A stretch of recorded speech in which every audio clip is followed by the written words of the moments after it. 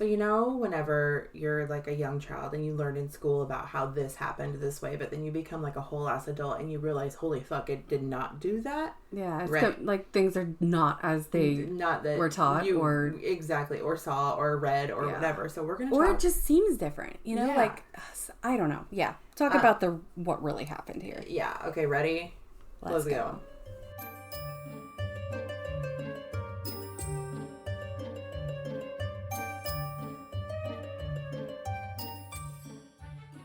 Jello, I'm Ash. And I'm Lynn. And this is Only If You Can Keep Up. We are out of sync today. It's fine. I think I said that before. It's always when we have to go a couple weeks and not record. Know. We didn't record for like 3 weeks. And then we're like, wait, how do we do this again? Whoa. That was a cat. Whole ass jumping through my house. The whole gate came down. Yeah, it's a situation. Okay, so we didn't really say exactly what we were doing. Just like, we're gonna correct history. Which I'm sure you probably saw the title. No, it's not. Like, there are probably so many things that would actually go under this title and category and everything, but we're talking about, like... big historic events that were, like, devastating. Literally. And I'm gonna do the Titanic. Okay. And you're gonna that's a big one with a lot of misconceptions. Exactly. So. And I'm doing Pompeii. Okay, I gotta handle my cats. BRB. Okay, sorry, Frances got a little frisky. She got the zoomies, so... Silly fancy. I locked her in the bathroom. She's fine. She's got everything she needs, I promise. Bye. She will not leave us alone, though. Like, she will... She was sitting on the computer. Like, you are not recording today. Yeah, she's in a mood today. Okay, so anyway, like we were saying, I'm going to do the Titanic. Like, the real story, what happened... Not what Leonardo DiCaprio taught you on the television. I remember learning about it in my history book in school, too. So, I mean, it's the actual story of what happened, and you're doing Pompeii. Yeah. And I know we learned that about... we learned about that in school, and I know one of my kids just learned about it last year and was talking about it, and I'm like, you know what, that's an interesting one, because there's a lot that was, you know, kind of diluted as kids that we learned, things that we didn't get the real, like, nitty-gritty. I feel and things they've discovered over the years, even that. I feel like it's okay at some point, but, like, when you get into high school and stuff, I feel like they need to tell you what really happened. Like, I understand when you're super young, you probably need to start learning about history. Yeah. I get that. But, like, they dilute it so much, probably because you're so young, and I understand that. So why don't we just not teach history to young children? Yeah. Like, why not do that later in high school? Like, you have to take it in high school, but not in grade school, kind of thing. You know what I'm saying? I don't know. I don't know what the right way to go about it is. Because if you really think about all the shit you learned in your history book growing up, none of it was true. Yeah. Like, as of right now, it's like dumbed down, mild version of what actually fucking happened. I start, like, questioning my own reality, because I'm like, okay, I was taught this way, and now they're saying that's not how it really went, or this is actually what happened, and I'm like, wait, what? Yeah. Which one's true? Or they find all these new discoveries. Right. Like, Pompeii, the story is still pretty much the same, but there's a lot of things that they're like, they actually found out that it was this, or they found this out, but it means that. But the story itself, I think, didn't change much. But just things that they discovered and things that they found since, like, I don't know, it's just... Okay, let's just get into our stories, okay? Yeah. Go ahead. Sorry, I'm having an adjustment issue with my clothing. Okay. So Pompeii, if you've heard of Pompeii, I'm sure, with Mount Vesuvius erupting. This was a long time ago. It's known as, like, this city frozen in time, or it was an ancient Roman city in Italy, about 14 miles from Naples. It sat in the southeastern base of Mount Vesuvius. Mount Vesuvius being one of the biggest, most, I don't know, what dangerous volcanoes in the world. I cannot speak. Volcano? One of the most dangerous volcanoes. Got it. So prior to this catastrophe, I've said this word so many times today. Yeah. I'm trying not to make it on the podcast, but Pompeii was a thriving resort city for wealthy Romans. Known for its beautiful artwork, architecture, they had luxurious, like, shops, theaters, temples, bathhouses, a place where people would travel. Like, back in Roman times, this was, like, a very beautiful, well-to-do city. Lots of entertainment, vibrant nightlife full of taverns, brothels. They catered to visitors. They even had their own version of fast food stands.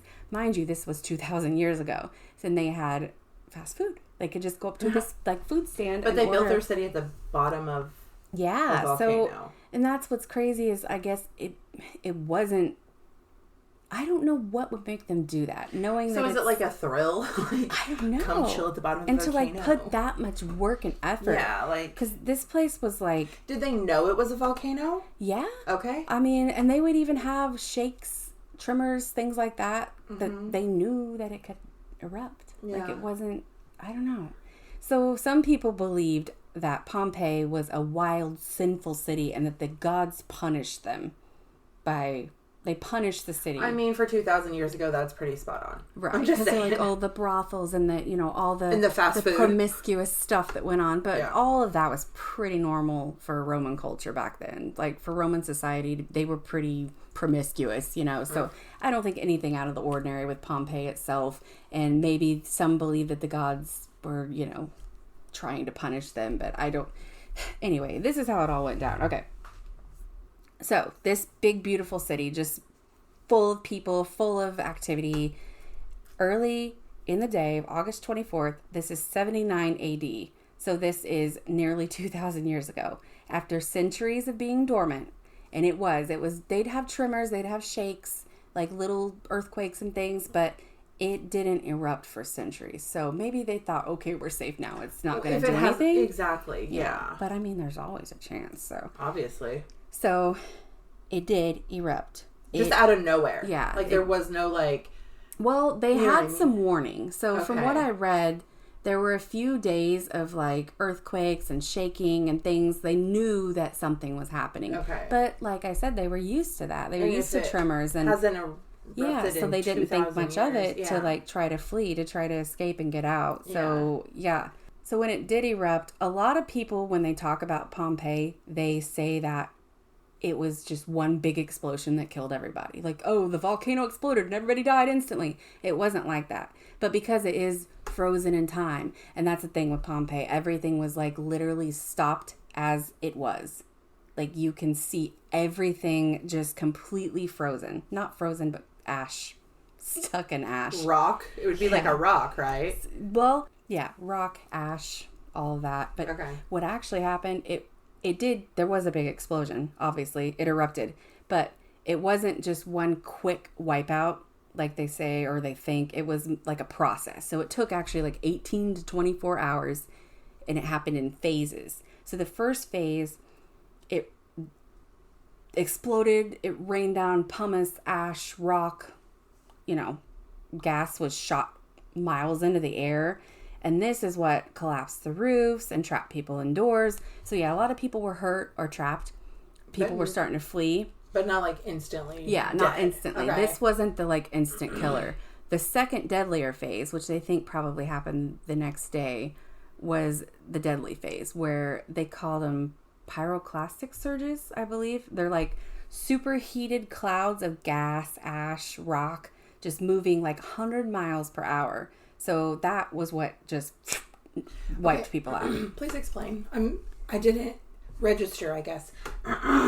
Clouds of gas? Yeah, I don't know if this is like left over or like a smoke came through. I guess the smoke is what killed them. I'm just trying to understand it. They're surges. So I guess it like what would come up after, maybe kind of like how earthquakes have aftershocks. I assume the volcano shot these things up. Because it said they went over 100 miles an hour, and they were like clouds that would surge up and just like full of gas. So and rocks in my logical brain here, it's like steam coming out of lava, and inside of the steam is the clouds of. That's how I understood it anyway. I guess this was what would just instantly kill people. Obviously, So some people were able to flee. Some were able to shelter in buildings, homes. And some, I think they said there were 2,000 people total that died. Now, it did affect a couple surrounding towns as well. Pompeii was just the biggest area.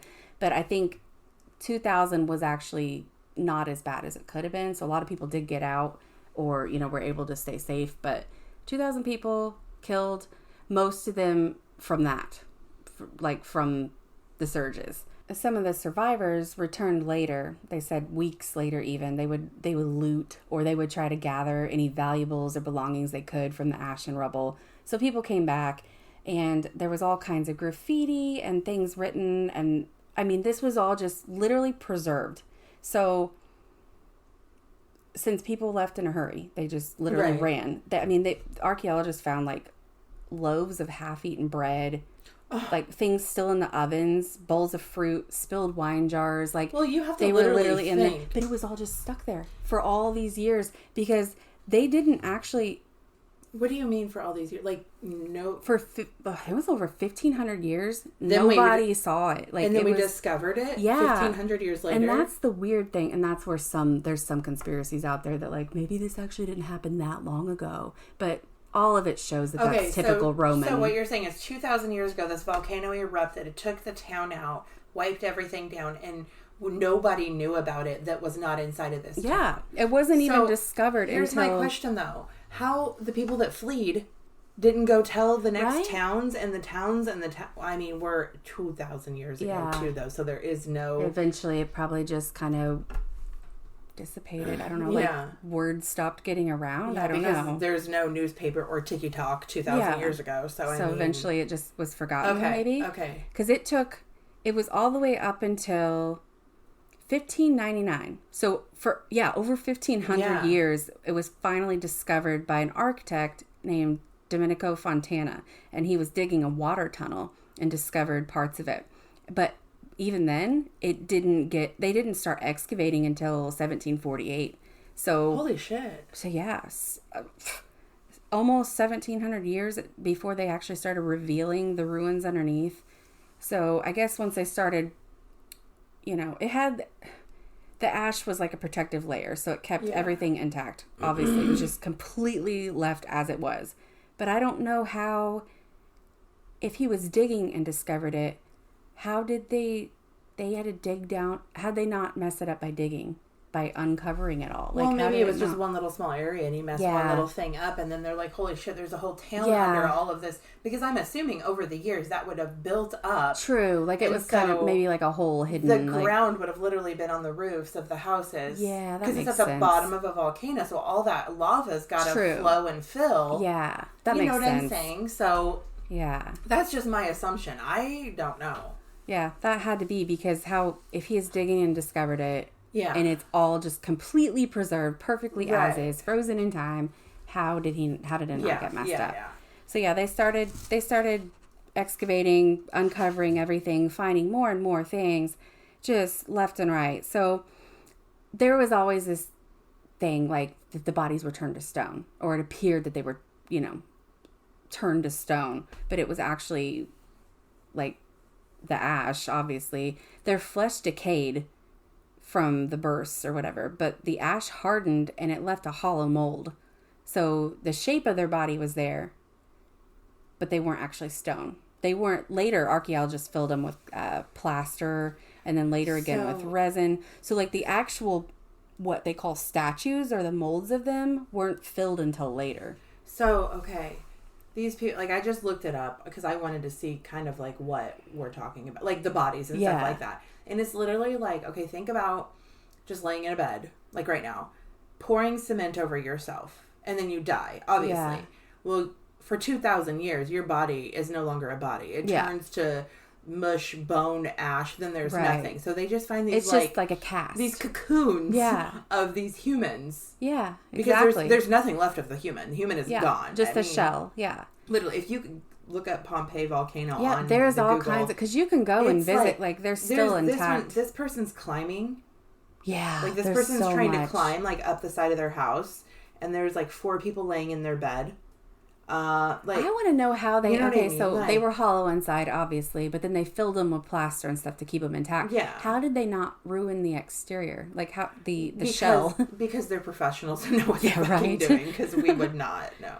But now they're all filled with plaster, resin, things like that, so they'll stay intact. But when they found them, when they discovered them, they were hollow inside. They were just the shape of the bodies. But DNA analysis has been done and all that over the years. They found remains of like diseases, different relationships, genetic diversity. So there was travelers from all over the world. So this wasn't just the local Romans. This was people from all over. Because it was a hot spot to come travel 2,000 years ago. Yeah.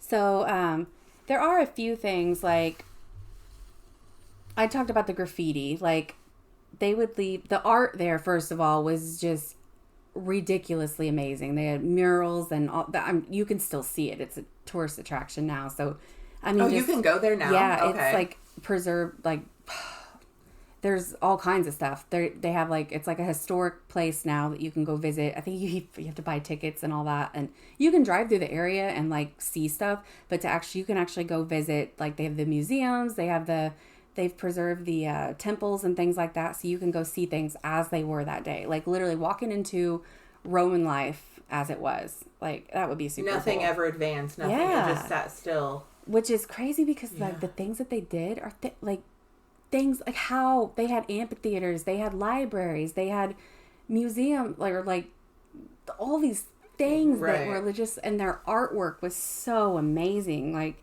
but people went back and they left graffiti and they would write notes. Like there were love notes found, there were political slogans, crude jokes, all kinds of things scratched into the wall. And so people are dicks. Yeah. Okay. All kinds of stuff that they found. Checks out. But so like people had named certain things they found. Like there was one I remember hearing about, it was like the lovers of Pompeii, but they found out they weren't actually a woman and a man. They were supposed to be a woman and a man caught in their final embrace. It was actually two men. The DNA test revealed it was two young men, that they were likely brothers or friends or lovers, maybe. They're not sure. But they were more advanced than most of the world. Yeah. So yeah, back then that kind of stuff wasn't. Yeah. You think back like Egyptians and stuff, like Cleopatra, like it wasn't a big deal to be sexually promiscuous or like one sex or the other. So back then it was just normal. I don't know. But there were so many things that they found. So when archaeologists went in to see what they could see, they found so many things. They found pet paw prints that had still, they were like dried in the tiles. Some were from dogs that had wandered through the wet clay like before the eruption. Some were from pets that were trapped, things like that. They found animals that were still like they were caught protecting their yard or like trying to run or that's just more terrible. Sad than I know, right? Like that's a horrible bird. Oh my gosh. Some of the victims, and you can see pictures, obviously you can go on and look at victims. I just googled it and you can see. You can see how they died, like covering their mouths, like either trying to protect their face from being suffocated by the ash and the toxic gas or whatever, or just in pure horror, like hold my face, and like people in these weird positions, like some were clutching their jewelry, their coins, their keys, like trying to grab their valuables and run. Keys? I don't know, like house keys, things like that. They had keys 2,000 years I'm sure ago. they did. They had surely have a way to lock, like the big old like skeleton keys, things like that. Okay. I'm trying to think like medieval times and stuff. They would have had to have a way to lock. You're right. Not to cars, obviously. But that's kind of what I was thinking. I was like, wait a minute. Surely they had to have a way, because they had all the materials we have today, iron and whatever they made keys out of back then. Okay, yeah, you're probably right. But yeah, they found some things that were like what they thought were, weird and crazy, like a witch's kit. Okay, it was like a bag of crystals and amulets, little mini figurines, mirrors. You're thinking back in Roman time, there were probably a lot of people that practiced like folk magic, things like that, like protective lucky charms, things like that. Or it was just a little kid's bag of super cool rocks. Yeah, it could have been anything. Literally. Yeah, but they made them all extra dramatic. Of course. There was one they called it something weird, like the forever pleasuring man or something like that. God. It was a man lying on his back and he had his one arm bent like towards his groin area. It looked like he died doing, he was whacking off when he died. But they think it actually fucking way to go out, I think what actually happened was that he fell when the surge hit, and the muscle contractions from the heat caused his arm to like. Oh yeah. And he just happened to be caught in that position. They think a lot of the. Okay, that's a hell of a legacy though. Like, right? Like seriously. I was like, fuck it, I'm gonna do it while I can do it. Yeah. I'm going out like this, yo. You'd think that they would catch more people like in the actual act, because like we're going out, we might as well. But it's so sudden in the moment. True. There's no time to start. Like, who thinks about let's fuck? Right. Like, let's grab our keys and go. You know what I mean? Yeah, and I'm sure most of them still thought they could get out. Yeah. So I don't think there was like, let's one last time. Yeah, no. But they found this one kind of made me sad because you have goats, and they found a goat's skeleton stuffed into an ancient oven. So the rumor was that they were cooking it for one last meal or whatever, but a lot of people think it was actually already dead, like it was killed by the eruption, whatever, and that they stored it there to preserve the meat. But the fact that it stayed in place for 2,000 years, like the skeleton in the oven. I'm not talking to you right now. I don't know, when shit hits the fan, you got a lot of animals out there. So, Just kidding. I will not. Oh my god. Listen, I got eggs, and that's good enough. And Right. then milks from the goat, and I'll make them have babies to get... Like, stop. I know. I just thought that was so sad. I'm like, how did they know it was a goat right off? Well, they maybe probably... they found this later, because, like, I was thinking back... Well, you have to say it. You said it happened in surges, so the first surge probably happened, and they were like, "Oh fuck, shit's going down. Let's kill our goat."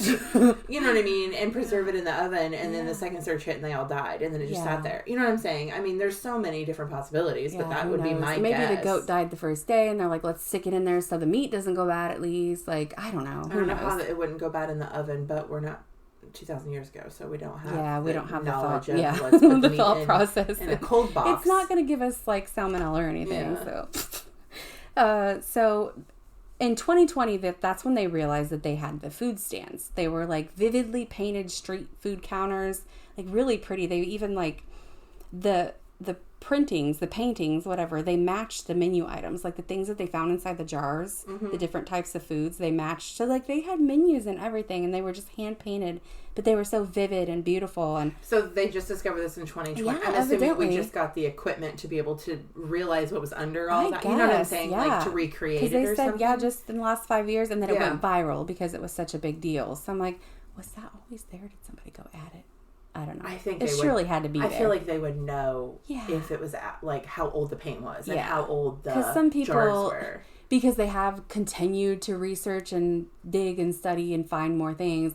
Some people believe that like it's been tampered with or things have been added or it, didn't really, not all of it was actually there when they found it, that kind of stuff. But I feel like an archaeologist especially could look at something and study it and tell you how old it is. Right, and all of this was very equivalent to what would like the Roman society would have had. I don't know if I believe all that. Yeah, I think it is what it is, and I think it's fucking amazing. But yeah, it's a tourist place now. You can visit the temples, the monuments, the museums. You can drive through the area. You can buy tickets. It's open, like, I think said pretty much every day except, like, Christmas and New Year's or something. Like, it's open throughout the entire year. So, and it is still an active volcano. So, like... Oh, cool. So you could literally be there visiting the city that's frozen right? and be frozen in the city that's frozen 2,000 years later. Yeah, wouldn't that be a way to go out? That's fun. I guess it hasn't... It actually had, after Pompeii, after that big explosion, it had 27 decent-sized eruptions after that. The last one, I believe, was in 1944. So the same volcano? Yeah, Mount Vesuvius is a big, he's a big guy. I can't believe he hasn't gone off more than that. So this town just completely got encased over and over and over and over and over 27 times? Well, they don't think it was nearly as bad, but there was one. The one in 1944, I think, was a pretty big one. There were 26 deaths. And mind you, this was during the war. Like, they had soldiers and stuff over there, so they were probably able to get people out. Yeah. Okay. They were 1944. I know it's still a long time ago, but they had people to go in and try to help them. Yeah. So there were 26 civilian deaths, but I don't think any military died or anything. Okay. But there were 12,000 people displaced then. So, I mean, 26 is way better than 2,000, and at least now they know we have to monitor this because this could happen again. Right. Like, but yeah, it's a tourist area. But I did have a few like fun facts or like things that like surprised me about it. Okay. Yeah, so fun. So there were actual, because I was like, how do they know exactly what time it started and how they weren't there? That was 2,000 fucking years ago. Okay. Well, there was like a Roman. They said one article said he was an author and a lawyer. They had lawyers back then. But one said it was just a teenage boy who was an eyewitness. So we don't know who it was. Yeah. Okay. A young man wrote letters about his eyewitness account in detail, like from beginning to end, and I guess those he sent them to someone or meant to send them, but those were, I guess, are mostly where they got the details from. And then a lot of people think that Pompeii was fully excavated, like everything was unveiled and revealed, but actually I think a third of it is still buried, like it's still under the rubble, so they really only did a part of it. I was surprised by that because I always thought the whole city was uncovered, but well, maybe it was like it'll crumble, so what's the point? You know what I'm saying? Yeah. Like, there's got to be some parts maybe closer to the volcano that would just, if you touched it, fall to the ground. Yeah, you know maybe. what I'm saying? It's dangerous. Because I read that they were trying to preserve it and not mess with it, so I don't know. But they found, so I said there was a lot of art and stuff. There was a lot of explicit, like, erotic, like, some dirty art, you know, that was discovered. But early excavators found that, you know, hundreds of years ago. But they kept it secret. They actually locked it, I guess, in Naples under the Bourbon monarchy. They locked it away. That was cute. Gosh. Oh my gosh. They locked this painting away. And like Why? The naughty paintings they found, they locked them away in what they called the Gabinetto Segreto, which is like secret cabinet. It was like a Naples archaeological museum or something. Okay. All the way until the 20th century, no one could see them because they thought that they were way too explicit, way too nasty. So only gentlemen of mature age and respected morals were allowed to view it. So until the 20th century, normal people were not allowed to view this art because it was too nasty. Gentlemen of mature age. I don't know one gentleman of mature age. I don't know if I've ever met. I don't think I have either. Honestly, yeah. And then there were so there's some like more modern theories. Like people were like, oh, maybe it was actually an atomic bomb, like because people think there were ancient weapons back then. Why do we have to like add our shit into something that happened in history? Like this far back? I'm not saying things didn't happen and get erased. I fully believe in that, but I think Pompeii is what it is. I really do. I think the volcano fucking erupted. Yes. After all those years and all those people got encased and period. The end. Yes. Like those surges, those hits. I read that they could be hotter than nuclear fireballs.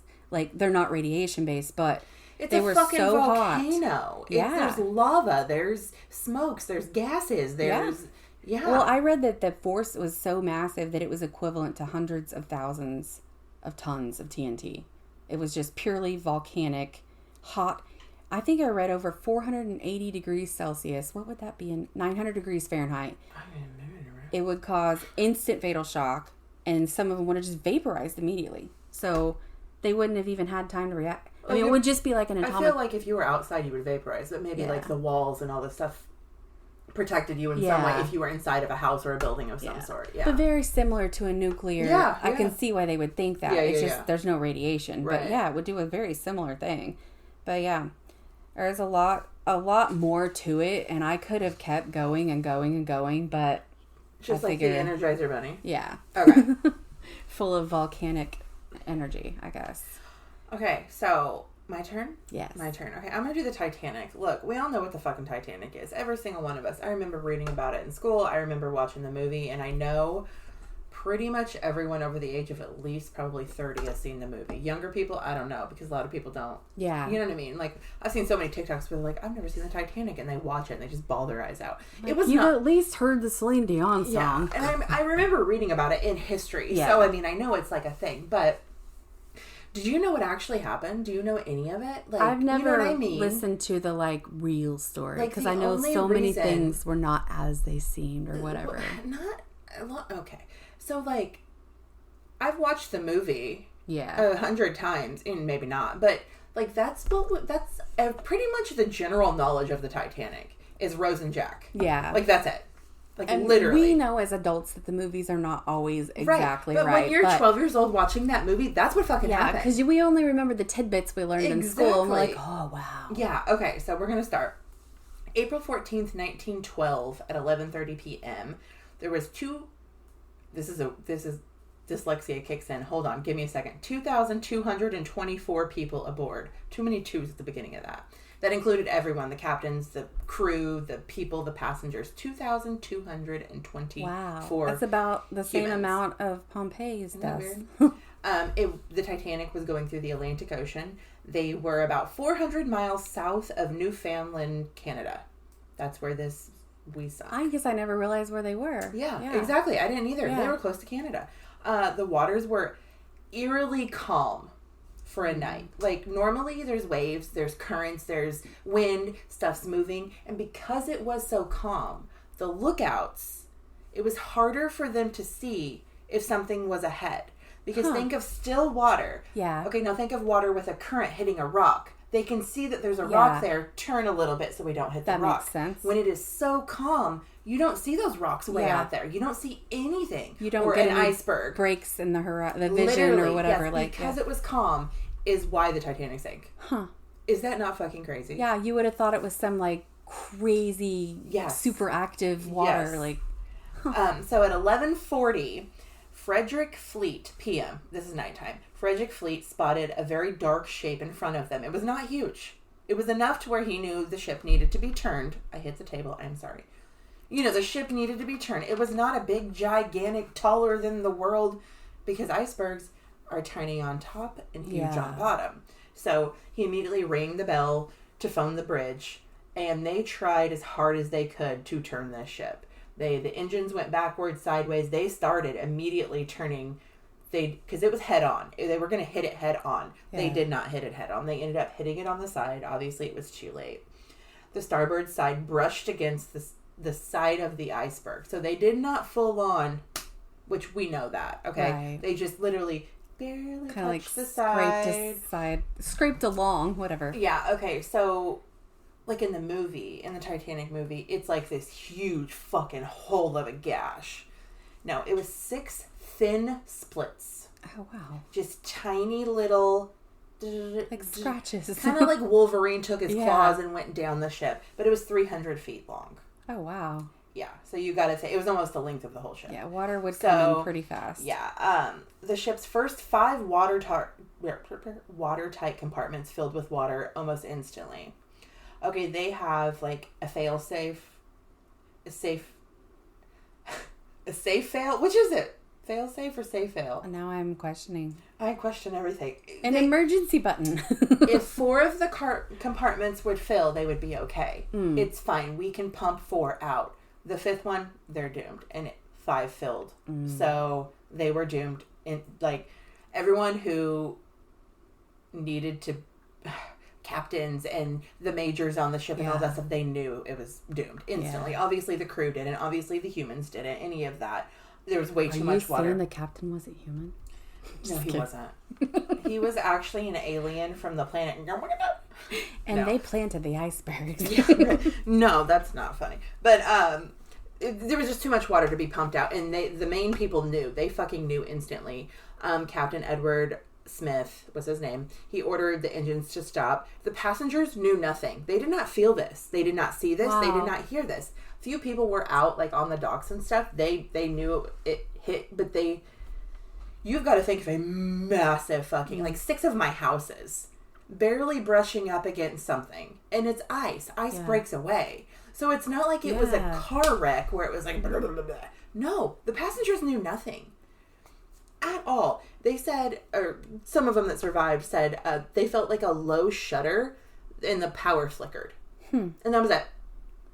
Wow. But then almost instantly, the engines turned off because the captain said turn the engines off because he knew if we kept going, why? Yeah. So, like, they heard, I'm assuming being on a ship like that, you can kind of hear the buzz of the engines. Yeah, you would think. Or the vibration or something. It was just silence. Like, that's the only thing the passengers remember hearing, or noticing it's just complete silence out of nowhere, and we were no longer moving.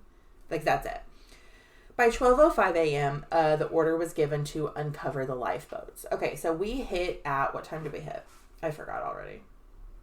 11:40. We hit at 11:40. So they acted pretty fast. 12:05 a.m., get the lifeboats out. There were 20 lifeboats aboard, okay? The ship technically legally only needed 16, but they were trying to cover their ass. They're like, let's do 20. We can fit a few more. Let's do 20. These lifeboats were made to carry people to shore from docking out. Yeah. Not to save people from a wreck. Yeah. Because ships don't sink. Ships like this do not. This was literally the biggest ship of its time.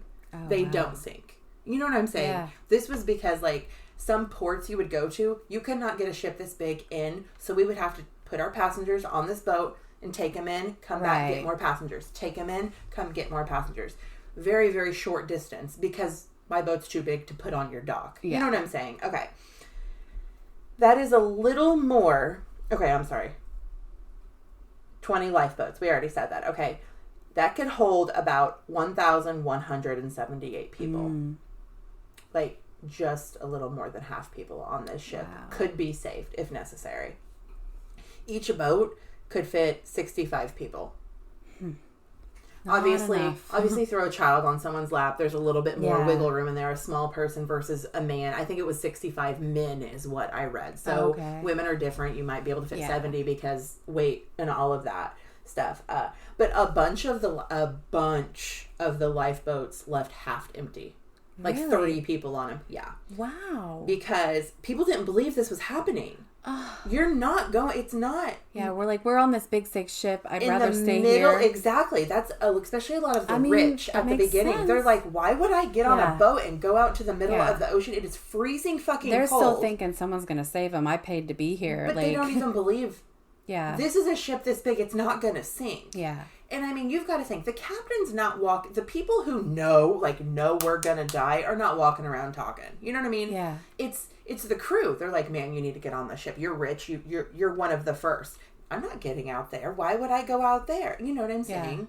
And like, they were running around telling everyone to put life jackets on. A bunch of the rich didn't want to put life jackets on because they're beautiful.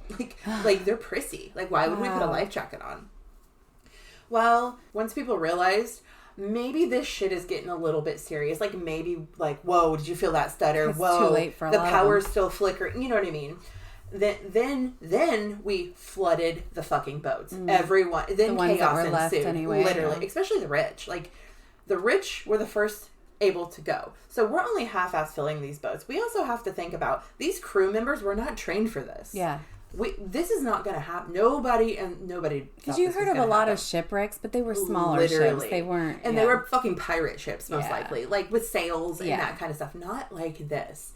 So a lot of the crew members also, they didn't realize they could hold 65, 70 people. They thought, oh no, this is going to break. So no more on this boat. Yeah. Because nobody was fucking trained to help a goddamn soul out. Like literally, nobody was trained.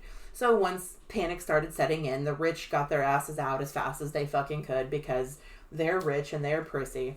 Like, that part I do see on Titanic, where all the rich are like, I could totally see that was a thing because it was especially in the, like, what was it, 1912? Yeah. You know what I mean? Like, especially, we're better than everyone. So, like, pure panic at this point, you know what I mean? And then it became women and children. Women and children only after most of the rich went. And then some of the crew members would let men go with women and children. It just depended on who did what. And then Johnny, who had to stay back on the boat and saw that man on that boat, would freak the fuck out. They'd probably try to jump on. And then chaos ensued. Then they would jump. To get on that boat as the boat's going down the side of it. So did those start sinking once too many people? Only one boat was capsized. And the only reason it was capsized in the water, once it hit the water, is because people were jumping onto it from the boat. Panic jumping, literally, and it capsized. So those people just held onto the fucking side of the boat. Yeah, literally. So over the next 2 hours, the bow sank deeper into the water. The bow is the back. Okay, so ship splits. I'm showing you like I can show them. Put your fingers together. Imagine. Ship splits in half. It's okay. Take your right elbow, knock it down. Okay. Yeah. So now you have an L. The bottom starts going down. Slow. It was slow but fast. You know what I'm saying? Like it was like a slow transition, but it was a fast transition. And then the other side started just like on the movie, rising up into the sky. There were parts that were very. Yeah, I mean, I feel like the actual sinking of the ship. Yeah, like they did a pretty good job. They did a pretty good job on that 100%. The passengers still on the deck were clinging to the rails. People were falling. People were crushed. Do you imagine the feeling in your gut? God, like with Pompeii, okay, it's hitting fast. You're and done. Like but with this ship, they're just thinking. Could you fucking imagine being in one of those lifeboats, watching that ship and hearing all of those humans screaming and yelling and freaking the fuck out because they're all about, like, you're already in shock. Yeah, like you're in shock sitting on your lifeboat that you somehow got, but watching that. I would, bloop, like, fuck it. Seriously. Okay, so at 2:20 a.m., the stern rose to 100% vertical. So it was bobbing like a bobber. Ooh. It was noted it bobbed up and down twice, and then... So this is just within a couple hours. This massive fucking ship has just... So it was like a bob up, like think of a bobber on the water, up and down, and then it just straight to the bottom. Like, it like suctioned itself down. Yeah, it was very quick. That was a quick... And imagine thinking, like, if you were close enough to that on your... Like, even if you were just in the water, like, you jumped because we have no other option, you would be sucked with the pull of, insert physics here that I don't understand, but you would be sucked to the bottom, right? It took exactly 2 hours and 40 minutes from the time it hit to the time it was underwater. I wonder who measured that. Who knew that? Like, who knew the time from... Like, how did they measure that? Someone set a stopwatch? Okay, I got you. Hold on.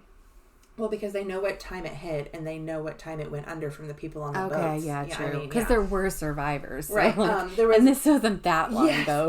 Approximately 1,500 people were still on board or jumped off or in any of those things. 1,500 people's lives were taken during the of the ship. Okay. Minutes after the iceberg hit, they actually began sending, they were called CQD signals, which are come quick danger, and SOS. SOS was new. Okay. It was very new in 1912. I was wondering if that was an older version of SOS. So they also sent SOS. Yes, it is an older version. Okay. They also sent SOS. The SS Californian was the closest ship, like, it was only 10 miles away. 10 miles away.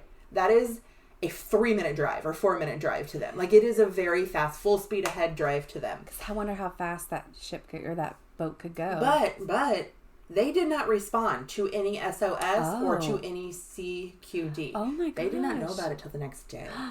Yeah. Because their wireless operator, the person who was in the room to do the operator, decided to go to bed instead of sit at his post. Oh my gosh. Yes. There was another ship, the RMS... That guy had one job. Literally. He could have saved so many people. The RMS Carpathia? I'm butchering. I know. I'm sorry.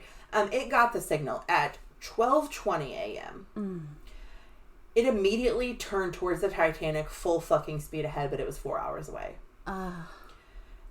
They also shot distress rockets in the air, which flare guns. Their version was a distress rocket into the air. They shot other stuff into the air. The USS California, which was 10 miles away, still did not respond because there are people up on the dock, your captain, whoever's up there guiding your ship. They didn't respond because they didn't think they were distress signals. So they sat there. Oh my gosh. Okay. The last signal, this is kind of sad, okay? The very last signal that the Titanic sent was at 2:17 a.m., 3 minutes before the ship went under the water.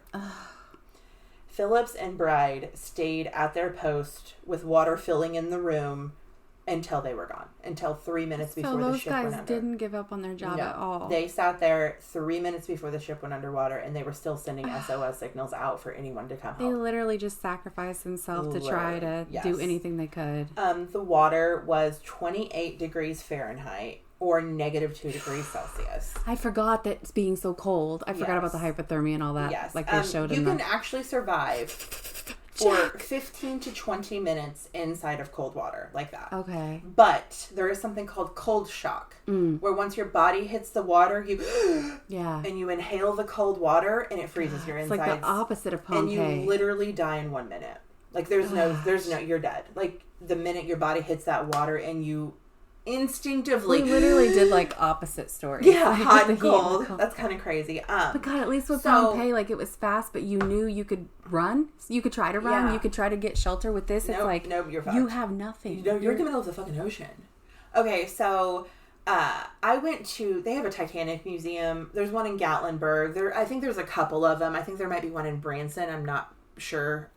Branson, Missouri, I'm thinking Gatlinburg, Tennessee. I'm not 100%. I've been to the one in Gatlinburg. That's where we actually did our honeymoon, was Gatlinburg, Tennessee. So there's a Titanic museum. It is absolutely fucking incredible. I am not kidding. If you have the means, go. They like give you a card and you're a person on the ship. Oh, wow. And you walk around the whole ship. You get to see what third class, first class, neat. second class was like. You get to see what they ate. There's actual artifacts from the Titanic in glass. And then at the end, there's a wall of all the names of survivors and you get to find your name and see if you survived the Titanic. It's actually pretty cool. That's pretty neat. But there's also this area that it's like a pool of moving water, and the water is the degrees. It is 28 so you degrees can feel Fahrenheit. how cold it the was. point is to put your hand in it. That's what it wants you to do, is you put your hand on it and see how long you can last. Like, there's a timer there. Oh my gosh. I think I lasted I think it was 8 seconds.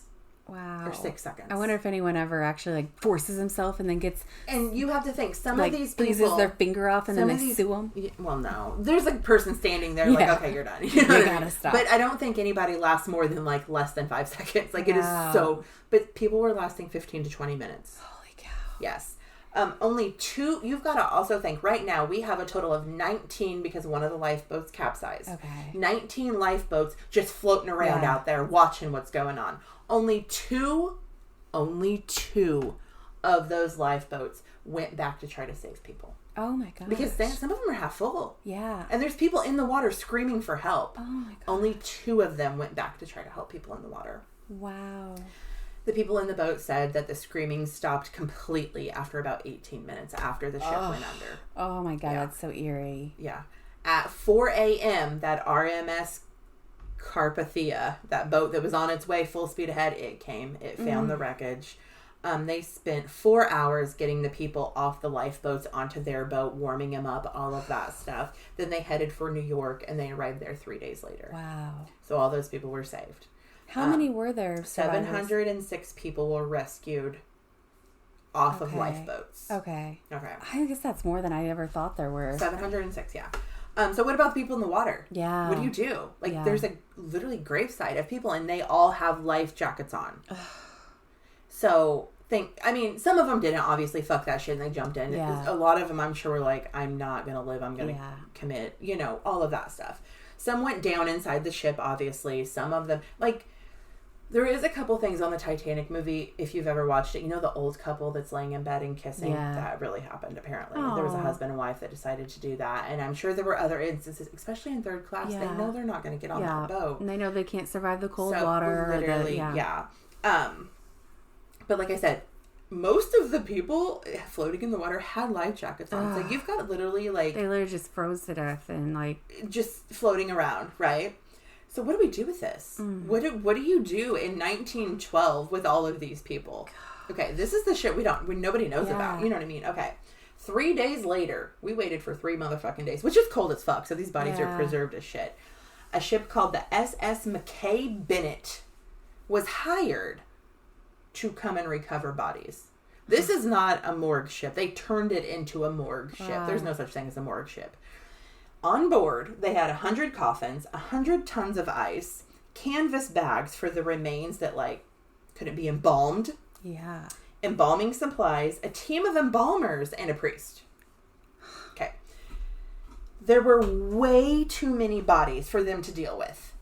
They're just floating fucking everywhere. There's too many bodies. So they had to make the decision of who gets to come home and who doesn't. They had to choose this team of people that are not fucking...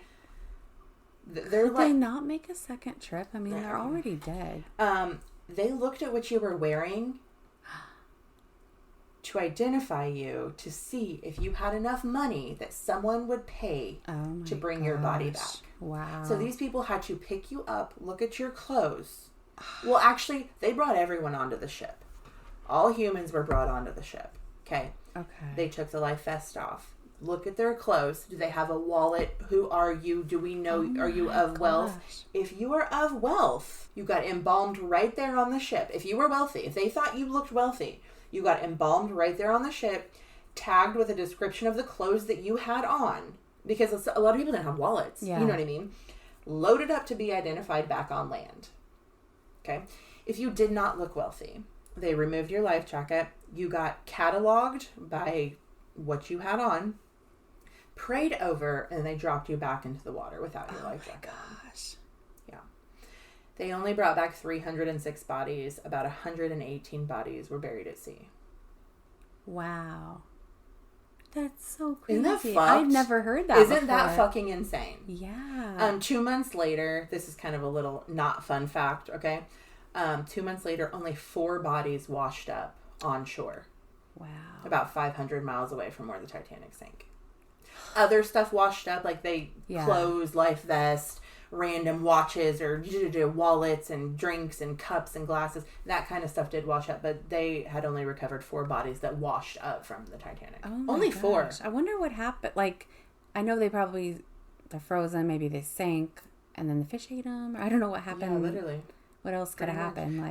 Like you can go on like the YouTube and look at like the exploration of the Titanic, and there's just like shoes on the bottom, like even baby shoes, little kid shoes on the bottom of the floor of the ocean. That's terrible. Still to this day, like, and I'm sure more stuff gets uncovered because you drive by it and you brush up all that sand, or an underwater current happens or something along those lines. I mean, I think Pompeii they're still finding things there. Yeah. I'm sure the Titanic still has stuff floating up. They go down there quite a bit. That's crazy. Yeah. When we went to the place in Gatlinburg, there's a guy that walks around that acts as if he's the captain. You know, he's got the costume. And it's for the play, you know what I mean? And we actually talked to him because my husband can talk to literally a rock and make friends with it. And I'm not kidding.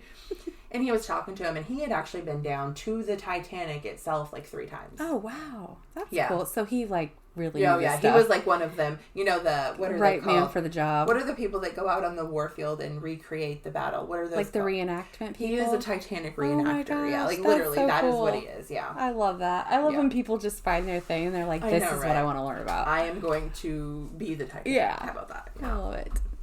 Okay, yeah, so these both sucked. People died, but it's not exactly what you read in the history books. Like, there's so much more to them and more in depth, and it's... Yeah, and well, Pompeii, I'm pretty sure, I couldn't find exact numbers, but I think there were like 10,000 or something people. So a lot of people did make it out. Yeah. But when you hear about it, you always think everyone died. Like, the whole place was completely... Yeah. But some of them did make it out. And then I always thought with Titanic that there was more, like... There really wasn't. It's crazy. There was a total of like 800 survivors. Like, total out of 2,224. So less than half still, but it's still a lot. And then you have to think about, I didn't even look that up because I didn't think about it. The people who did make it on the lifeboat who then died because of hypothermia or frostbite. Yeah, that's what I was wondering. So they recovered that many people, but a lot of them probably didn't live long after that. Because that's a lot for the body to handle. Yeah, 100%. Well, that was kind of, I don't want to say that was a fun one because it was terrible. Educational. It was very intriguing. Educational. Okay, if you'd like to get a hold of us for any reason, you can do so at onlyifyoucankeepup at gmail.com. We stayed better that time. There we go. We're getting it back. It's been a while. We got this. Okay. Bye. Bye.